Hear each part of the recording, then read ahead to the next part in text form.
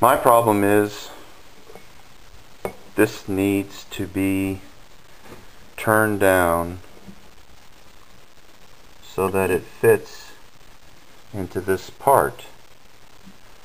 And so I thought, I'm going to make a mini lathe. Next, you'll need some type of bearing so when this moves, the center stays the same. And you'll have to secure this on the dowel. Now the dowel has a hole in the middle of it, so that's your center. You take your bearing, put it over that.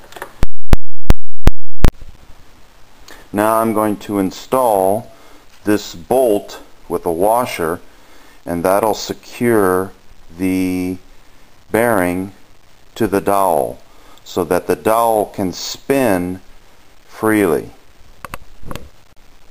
So now we have our bearing secured. So as you can see, that's what you need. Now on the other end of the dowel, we'll need to secure this screw with a 3/8 head into the center of this dowel, which is on the other end of the dowel. So here we have our dowel that's ready to be turned down. One end is with our 3/8 inch screw, and the other is with the roller bearing. I have fashioned a secure device to secure the bearing, and I just used a 2x4, a vise, and another vise. And so what this is going to do is go right in here like that, and it'll keep the bearing tight, but the inside will still spin around. So now I've got my drill set up, and I'm going to secure it to that bolt, and then I'm going to basically secure the drill so it doesn't go anywhere with a piece of wood, and hopefully when I turn this thing on, it'll start to be a lathe. So here it is. I've assembled all the components together. This is secured to here.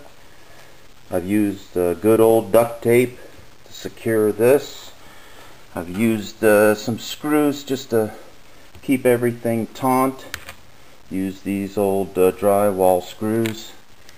Used an old L-shaped bracket just to keep everything tight. And now let's see if it'll run.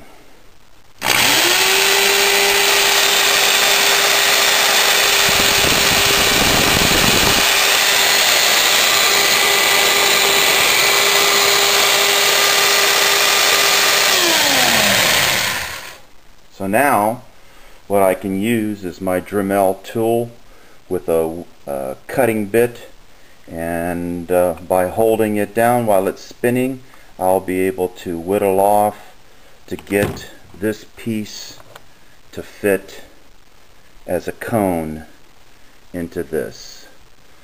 And I'll be back in a minute.